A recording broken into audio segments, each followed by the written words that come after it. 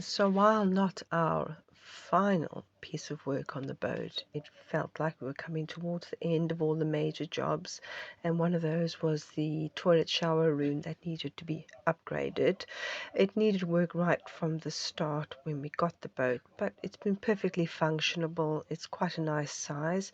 The showers always work, but we needed to do some changes. Some we did pretty early on once we got the boat, and the other changes went onto the infamous to-do list. We took the ceiling board down pretty early, and as you can see, that was a problem, but that was more of a fiberglass deck problem. So while we removed the ceiling light, that needed to wait a little while. The other thing were the taps.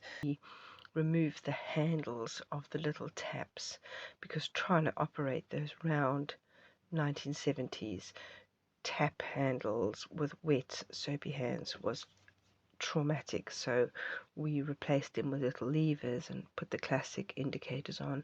Are a lot easier to use. Another thing we addressed pretty quickly once we started using the boat regularly was the impact that the shower water was having.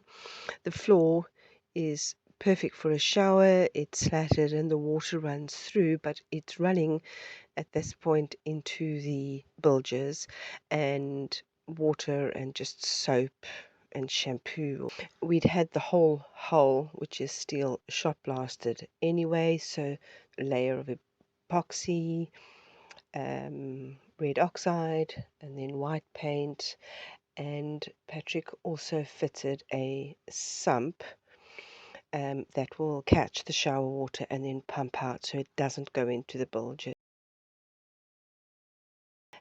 We also had a tray made that goes under the floor and guides the water through pipes into the sump.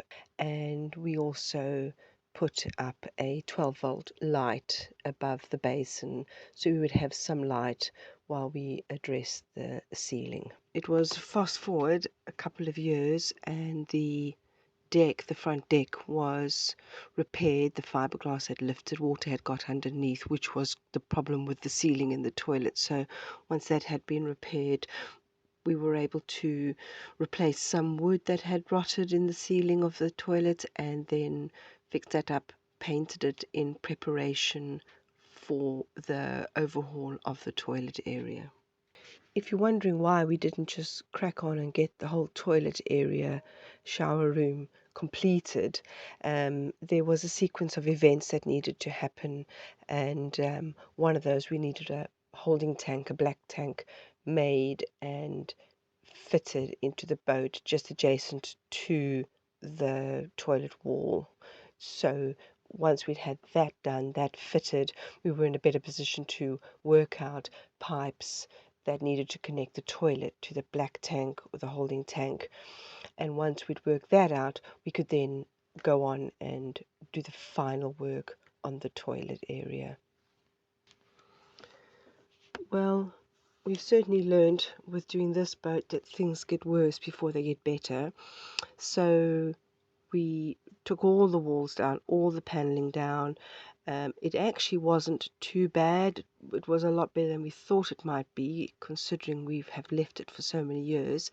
And so we ripped the whole lot out. We removed the toilet completely, and when we put it back, we repositioned it so it just allowed for some more standing room, but also meant that we could put the pump mechanism on the other side, because where it was originally, it overhung the pedestal and was really hazardous. It would trap the back of your foot when you came alongside or you were showering if you were underway. So I was really pleased that we were able to swivel that round and put it on the other side.